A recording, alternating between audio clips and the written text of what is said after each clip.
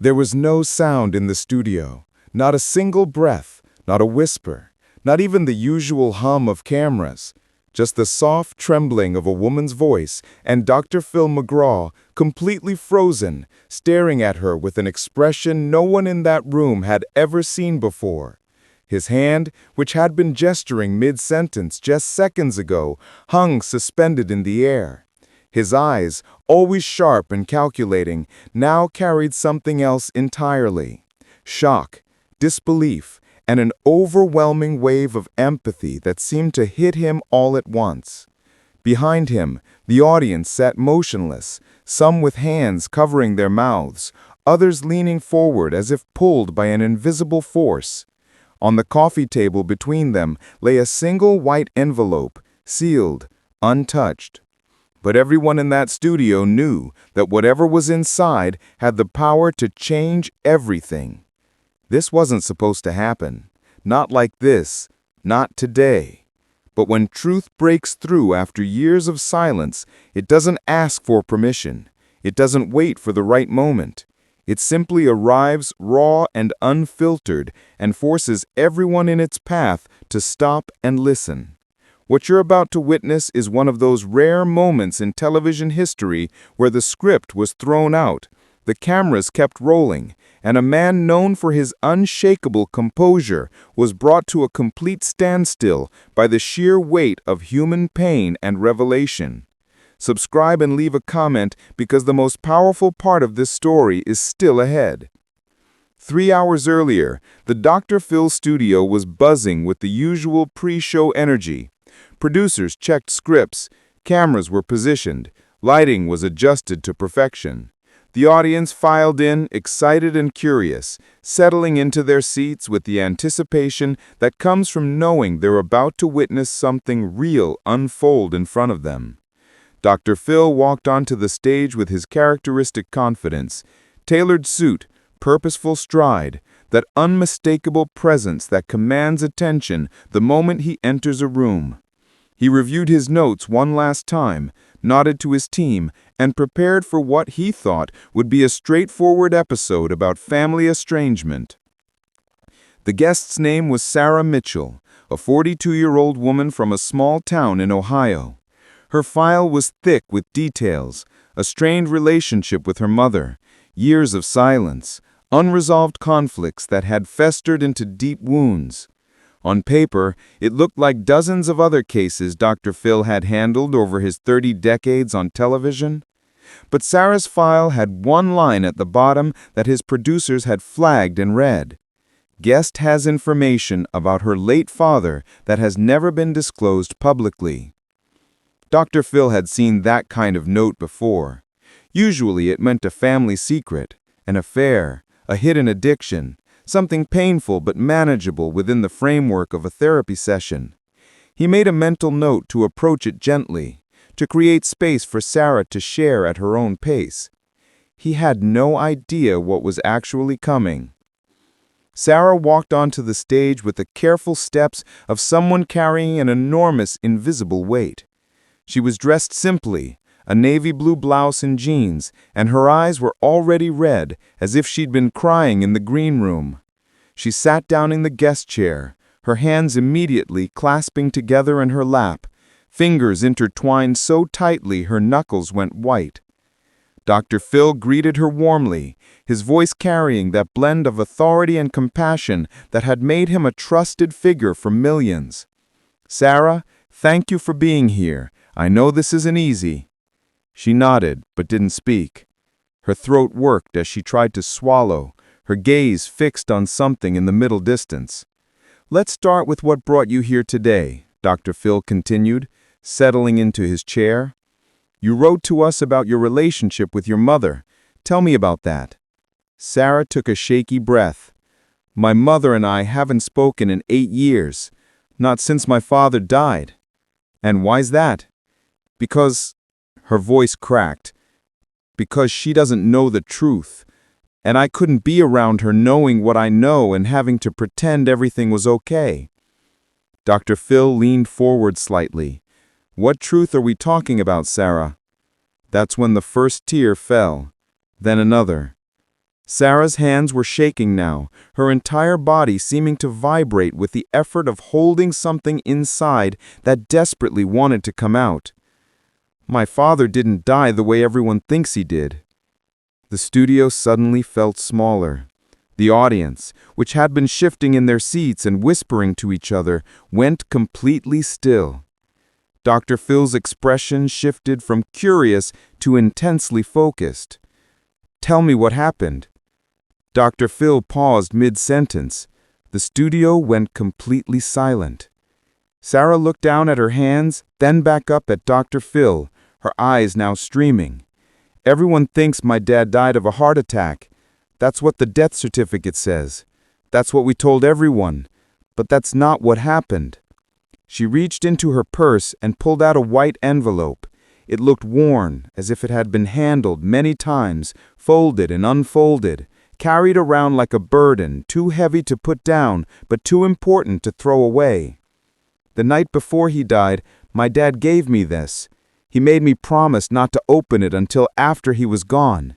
He said it would explain everything." Dr. Phil's eyes moved from Sarah's face to the envelope and back again. "Have you opened it?" "Not until 2 weeks ago. I couldn't. For 7 years I carried it around, but I couldn't bring myself to break the seal.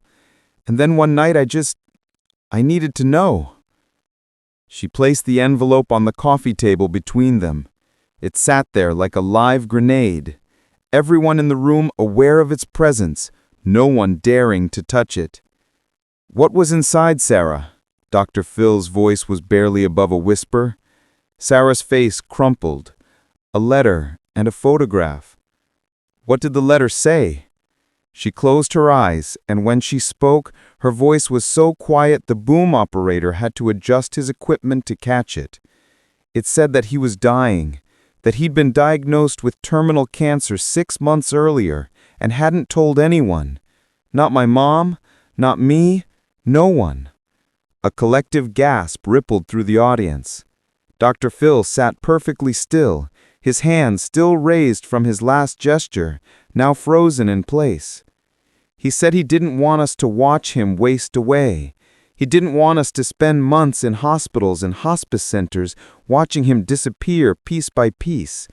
So her voice broke completely. So he chose when it would end. The implications of what she was saying hit the room like a shock wave. Dr. Phil's mouth opened slightly, then closed. His eyes never left Sarah's face. "Sarah," he said carefully, "are you telling me your father took his own life?" She nodded, tears streaming down her face. "He made it look like a heart attack. He'd researched it, planned it. The letter explained everything, how he did it, why he did it, and why he needed me to keep the secret." The silence that followed was deafening. No one moved. No one spoke. Even the cameramen, who had filmed thousands of hours of emotional content, stood frozen behind their equipment. Dr. Phil slowly lowered his hand. He leaned back in his chair, his face a mixture of profound sadness and deep contemplation. When he spoke again, his voice carried none of its usual authority. It was soft, almost fragile. "And the photograph." Sarah reached for the envelope with trembling hands. She pulled out a small photo and held it up so Dr. Phil could see.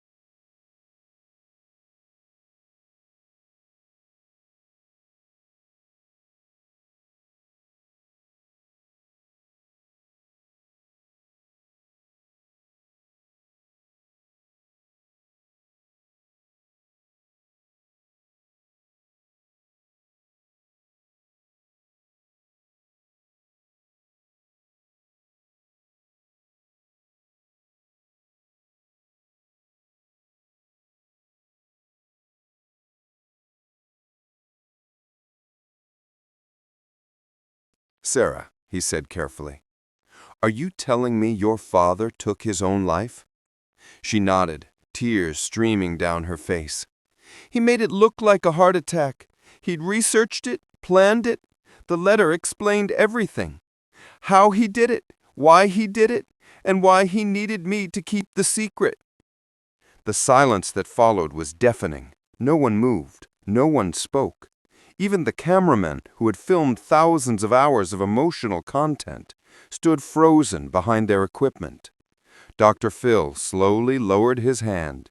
He leaned back in his chair, his face a mixture of profound sadness and deep contemplation. When he spoke again, his voice carried none of its usual authority. It was soft, almost fragile. And the photograph. Sarah reached for the envelope with trembling hands. She pulled out a small photo and held it up so Dr. Phil could see. It showed a man, her father, smiling at the camera, standing in what looked like a garden. He looked healthy, vibrant, completely at peace. "This was taken the day before he died," Sarah whispered. "He wanted me to remember him like this, not as someone sick, not as someone in pain, just as him." Off camera, Dr. Phil made a choice no producer expected. He stood up, not gradually, not with his usual purposeful movement, but abruptly, as if something inside him had been pulled taut and suddenly released. He walked around the coffee table and, breaking every protocol in the show's 3-decade history, sat down on the ottoman directly in front of Sarah, bringing himself to her eye level. The producers in the control room exchanged glances. This wasn't in the script. This